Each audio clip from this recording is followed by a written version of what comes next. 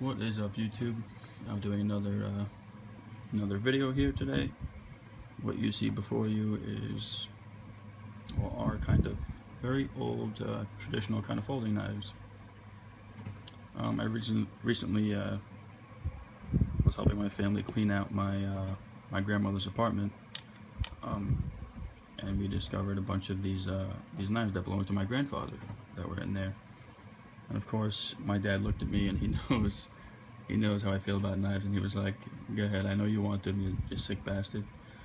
So I took all of them. I'm not going to use these really. I'm just going to keep them for sentimental value. But I thought it'd be cool to show them. And if any of you guys out there have any information on them, because a lot of the logos or the stamps have worn off, and things like that. So I'll go ahead and show them. We'll start with the smallest one here, on a little keychain here. It's a little tiny slip joint. It actually has a half stop. Very rusty, as you can see. Kind of a clip point blade there. I want to say this is brass handles, but I'm not sure. I'm definitely not going to be able to see that stamp on the blade. It's too rusty and worn. But it's cool, that little functioning tiny slip joint. Alright, here's another one.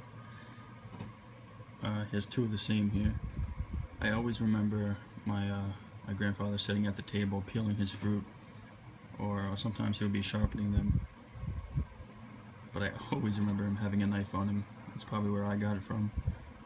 But you see this one here? It says Cooper. I'm not sure what it says under there, but you can just see how many times this knife has been sharpened. When it's closed, same thing with this one. When it's closed, the tip actually sticks out because of how much metal has been ground off that from sharpening. Here's another one here, kind of the yellow Delrin handles, I want to say that is, but pretty much it's a yellow plastic handle. These two are identical. Really cool though. I like the pattern and the style of these knives. Those are the Cooper ones. Here's another small one, kind of thicker, with some, seems to be black plastic handles. Those two have the, I want to say nickel bolsters, but I'm not sure though. This one, I'm not sure what that says, but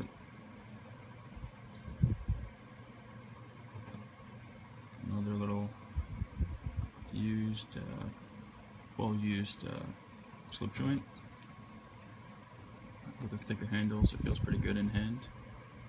Pretty cool. Like you're looking at a piece of not only something that, you know, a family member carried, but kind of like a piece of history here. You kind of wonder where these knives originated from. Here's the kind of like a faux stag handled one with two bolsters and brass pins, it looks like. This one I think is a Queen cutlery. Correct me if I'm wrong, anybody. It says 76. It's got a nice, oops, sorry for bumping the tripod. Got a nice clip point blade there. Been sharpened many times. Half stop, still kind of pretty good walk and talk on there. And another little spear point blade or pen blade. Again, been well used. With pretty good action still. Brass liners. Cool one there.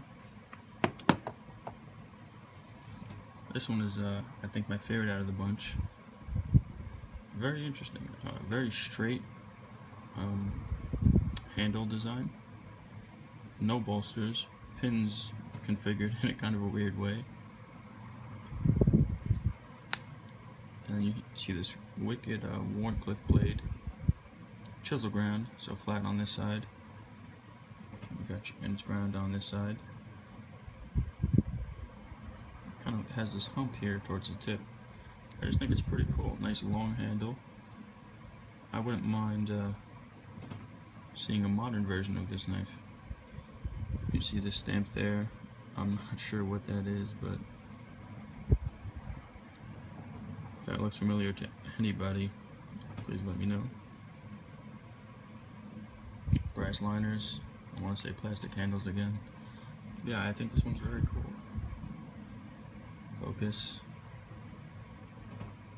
Like I said, I wouldn't mind owning a brand new version of this. I'm sure this blade shape is designed for a specific reason, or used for a specific reason. Just not sure what it is, but pretty cool little knife. Here's another one, slightly bigger. All kind of similar knives here. You can tell he knew what he liked. Again, kind of nickel bolsters or stainless steel. I'm not sure. Looks like it says Berti S. Scarpadia. I'm not sure who or what that is, but I want to say that this wasn't originally a recurve, but he sharpened it so much that it became that way. Or he may have used it in a way he wasn't supposed to, or what have you. But yeah, all these are well used, and which really means well loved. This one has either stainless steel liners or not sure. Feels good in the hand. This one's a nice size for a traditional knife or a slip joint knife. Pretty cool. This one's nice to have stop because they're so rusty and a bunch of build up here. The action is not the best, but it's just cool to look at. This one is a lockback, actually, the only locking one in the group. I think brass bolsters. I don't think that's wood. I want to say it's acrylic, but you can see it doesn't really lock due to how it's just been sitting in a drawer for years. Kind of have to push the back spring down yourself. But, I'm not sure what it said on the blade there. You can kind of see it. Can't really make it out. But it says CI 440 stainless 535 Japan. So this knife is made in Japan. Bigger knife. I want to say this is similar to a buck 110 in size, and since it's a lockback, pretty cool.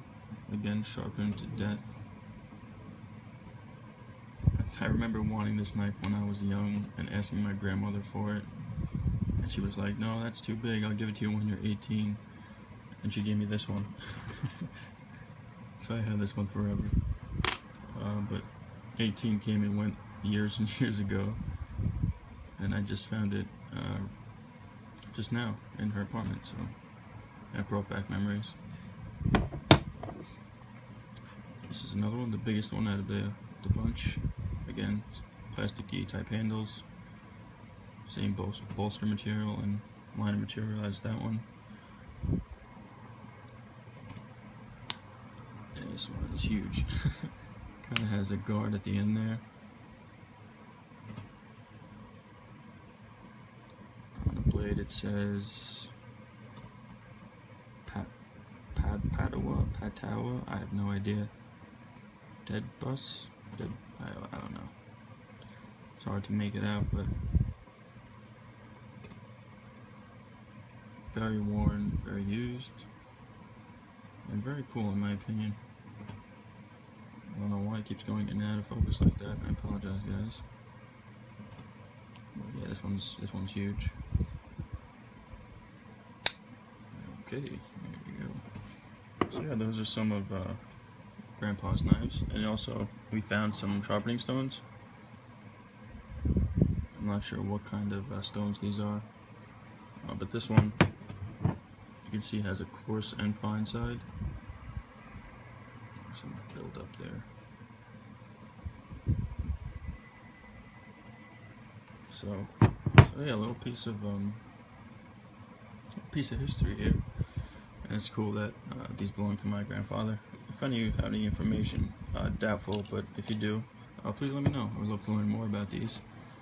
Or if any of these are still in business, again, highly doubtful, but it would be cool to purchase some modern versions.